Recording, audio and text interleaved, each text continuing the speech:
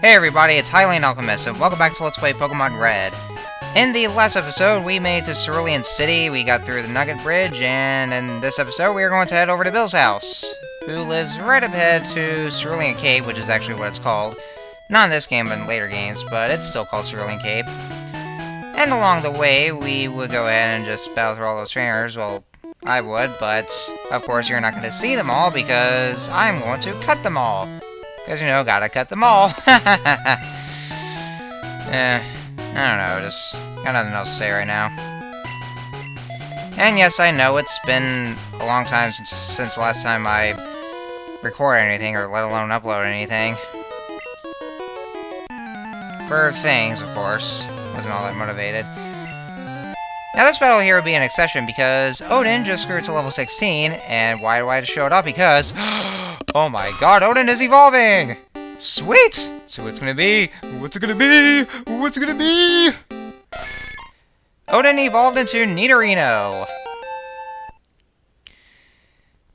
So, our Nidoran has now evolved to Nidorino. Now, if you want to evolve for the final time, then you can use a Moonstone on it. Well, first let's read the Pokédex data. An aggressive Pokemon that is quick to attack. The horn on its head secretes a powerful venom. Ooh, scary. All right, so you actually want to make sure you that trainer there catches your eye in the position, so that way he would unblock your path. So that way you can get to the TM, which this one contains Seismic Toss. Because if you actually leave this round and come back, then that trainer will be blocking that spot, and there will be no other way to get in there because of that tree. And we don't have anything to get rid of that tree. And if you're probably wondering, well, isn't there a way to buy some clippers or chainsaws? Well, unfortunately, apparently, the Pokemon world does not ever have any chainsaws or clippers. Those things do not exist. Instead, you need a Pokemon, but I will get more on that later on. Something which, of course, one of the most annoying things about this entire franchise, and thank God they actually got rid of it in Gen 7. But more on that later. And yeah, I know I keep on checking everything around here because I might be thinking there could be items, but then again, there isn't. Alright, so this is Bill's house. What the hell? Where's Bill? Well, ah! What? Pokemon, you can talk? This is a Pokemon Mystery Dungeon! Okay, so you screwed up an experiment and you fused with a Pokemon. Okay, I guess I can help you out with this. I mean, just with your magic computer here that can somehow separate the cells from you. Alright, so let's see if this is ever gonna work. Because of how magic this is. It's magic. And he's human again. Yeah, human fusing with a Pokemon. Let's hope to God that we do not ever see this ever again. Ever. But anywho. So, after helping him out here, he will give you an SS ticket, which will take us to the SS Anne in Vermilion City. But we are not in Vermilion City yet. That is actually the next town where the next gym is. But we'll be going there after we get through with Cerulean City. And this is where we can check out some of his rare Pokemon. This list right here, this is Eevee, and the rest of those are all the Eeveelutions. Now, Eevee is a very unique Pokemon. Like, in this generation, Eevee will evolve into 3 Pokemon, which are Vaporeon, Jolteon, and Flareon, and only by those elemental stones. Like for, yes, I'm speeding this up here because we can take a shortcut, but I didn't want to drag this on for so long. But yeah, if you have the Water Stone, you can use that to evolve Eevee into Vaporeon. Fire Stone, that would be for Flareon, and Thunderstone, that's for Jolteon. Eevee actually does get new Eeveelutions in later generations. Well, mostly the even number generations. Like in Gen 2, we got Espeon and Umbreon. Gen 4, we got Leafeon and Glaceon. And Gen 6, we got Sylveon, which is the Fairy type. The new thing that was introduced in Gen 6. Which we haven't gotten since Gen 2. But you know, Gen 6 has already been around for a few years now. We're in the 7th generation. Alright, so we can deal with this Team Rocket weirdo right here. I'm gonna start with Machop. And yeah, apparently the, I don't know what it is about the government and the Pokemon world, because, like, apparently just the police officers really can't handle Team Rocket, and yet they rely on an 11-year-old kid. What is up with that? I don't understand. That's just, that's complete and utter bogus. And somehow, this Machop, that was a good idea to just be so cheap there and just destroy my Spearow. But not if Clefairy can help it. And next up, he's going to send out Drowsy. I was actually checking to see which Pokemon should come out next, but I think I'll probably be keeping Mariala. So that is Drowsy, another Psychic type. Drowsy is very well known for its move Hypnosis, even though it's not really its signature move because other Pokemon can use it. And just use Disable right there. I'm not sure if I explained how Disable works. Actually, I think I did. That was when we were battling Jigglypuff, unless I might have instead been ranting about Sing. But yeah, Disable in this generation, it will disable any random move. But then starting with Gen 2, then that would only work on a move that your Pokemon used last.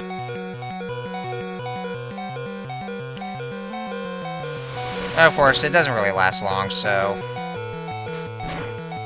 And yeah, unfortunately, I don't have any more potions, so that is quite sad there. It's very sad.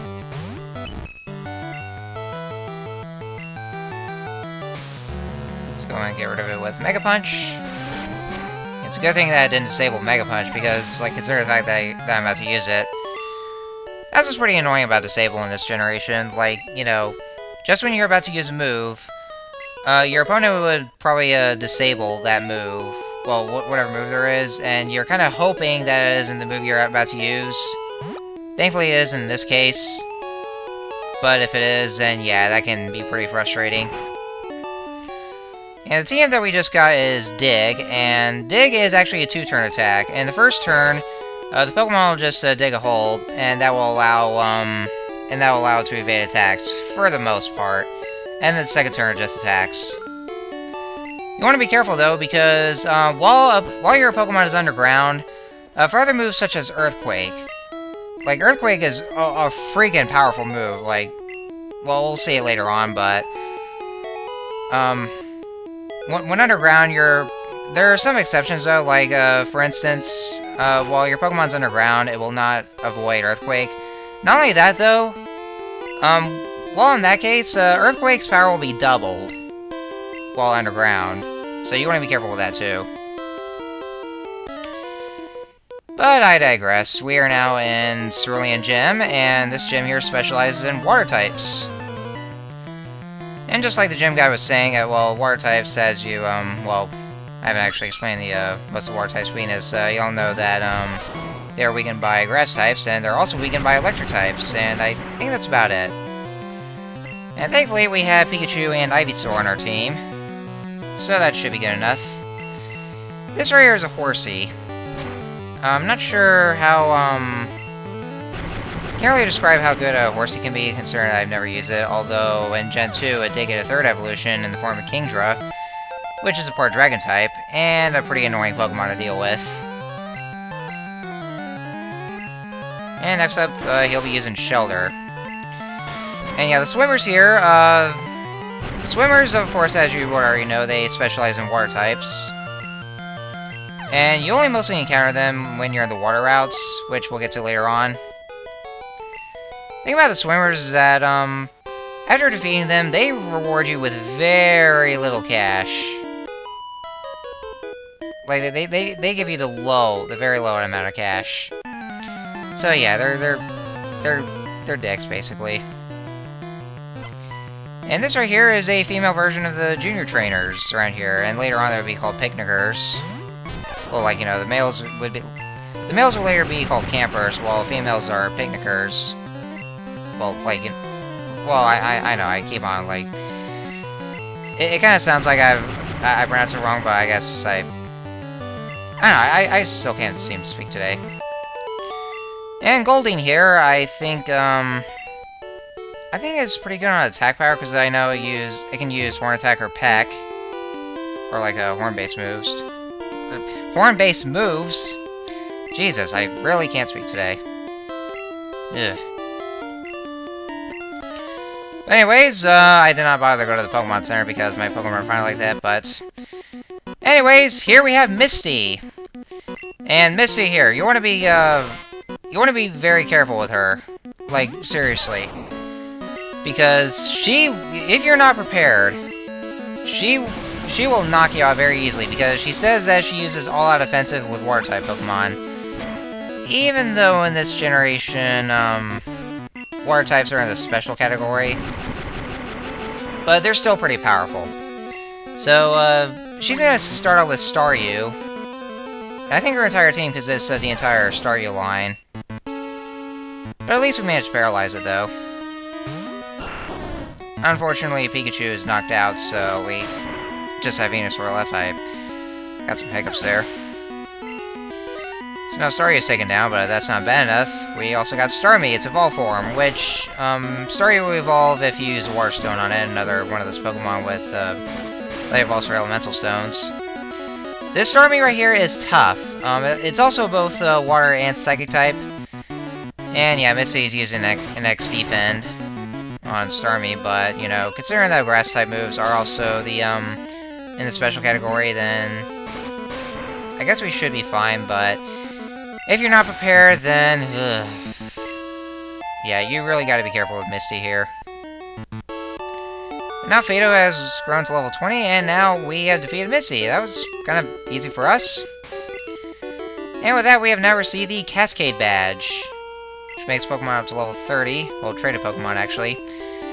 And we can use the HM move Cut, which can allow us to cut down the, some of the trees that we saw. And we got TM11, which teaches BubbleBeam. It's actually a more powerful version of the move Bubble, so that's pretty much all I can say about it. Alright, so now we got 2 badges, and we're doing pretty good so far, and so I guess it's time for us to go ahead and leave Cerulean City. I gotta say, though, I don't know what it is about the, second gym leaders. I don't know what it is about them, like, being so difficult. Because, like, we have Bugsy with, Scyther. Then there's, let's see, there's Brawly with Makuhita. Then we got Gardenia with her, Roserade? I think it was Roserade, yeah. Then there's Lenora with her Watchog. What else? Roxy with Rolipede. I think that's one thing I was having trouble with once. And there was also, Grant with, Tyrant. Yeah, pretty much second gym leaders are very tough for some reason. I don't know why. I don't know, whose idea it was to just make them tough? I really don't know.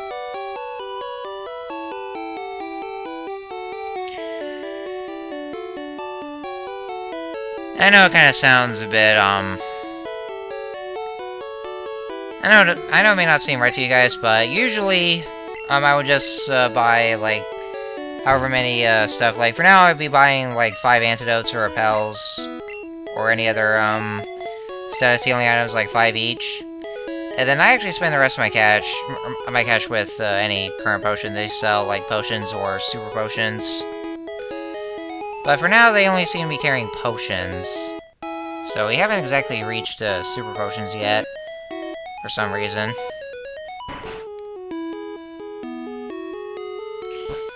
And yeah, that poor guy. That place right there is a wreck. It's quite a mess in there. Not too bad it probably doesn't have homeowner's insurance. Oh well. So as we leave Cerulean City and into Route 5, and yeah, I just had an encounter with an Oddish. If we go down here into this building, this building right here is the daycare center, and what you do is you can actually donate your Pokemon. And yeah, I actually noticed that when he said "come again," the There's a bit of a... I hate to be a grammar Nazi there, but that is a lowercase c. It's supposed to be capitalized first. Oh yes, and one of the most ridiculous things about this game is that, like, apparently those gatekeepers here that leads to Saffron City, well, in the gate here, they will not let you through because apparently they are thirsty. That's right. They are thirsty, and then that is the reason that they can't let you into Saffron City. Yep. What good reason is that there? That's such good reason. So we're gonna have to take the underground path here, but anyway, I've been going on. I was trying to talk about the daycare, so you can actually take your Pokemon in, and the man will care for your Pokemon. And what happens is that your Pokemon will level up as you leave them in the daycare. Not only that though, but they'll also automatically be taught new moves. So if your Pokemon is taught like if it already knows all 4 moves, and if it learns a new one, then chances are that daycare man will delete one of those moves in place of that new move. And yeah, the daycare, starting with Gen 2, the daycare gets improved a bit more. Like, like, depositing your Pokemon there, like, just one Pokemon is not the only thing. Well, like, in this generation, you can only deposit just one Pokemon. But starting with Gen 2, though, you can actually deposit 2 Pokemon, and that's where, the breeding mechanic was introduced. But more on that once I do Let's Play Gen 2. And this junior trainer is sending out Squirtle. And yeah, it kind of seems that only in, this gen and Gen 4, that, some of the trainers will be using the starters, or any of the, starter families. Probably not gonna count Gen 2, like even in Gen 2, like, the trainers there will still use only the Kanto starters, though. They won't be using any of the other, Johto starters, other than your rival. But yeah, in this generation, it's actually, one of the only, 2, generations where some of the trainers will be using the starter Pokemon for their own region. The other generation would be in Gen 4, and I guess that's considering the fact that, that the only way to get the natural dex is just by seeing all the Pokemon in the Sinnoh dex. And that's probably the reason why that, the trainers would be using pretty much all the Pokemon that are in the Sinnoh dex. And that would include the starters. And yeah, I was kind of intrigued by the size of Nidorino's back sprite. So, and yeah, like I said, Nidorino does evolve, with the Moonstone, and same thing goes for, Nidorina. And I think I'd probably go ahead and, use Moonstone, like, well, I wasn't gonna do it right now, well, not in this video, but, like, maybe in the next episode or something. Because, Nidorino cannot use Dig, and we're actually gonna need Dig for the next gym.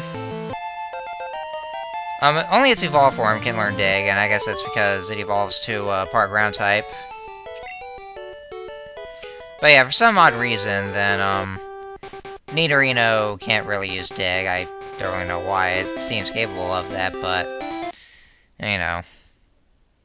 It actually, does learn a very powerful attack, later on, but it's gonna take a long time for that, though. It takes, like, a lot of levels for it to learn that one powerful attack, so I'll probably just evolve it anyway, even though it might be a little too early, so.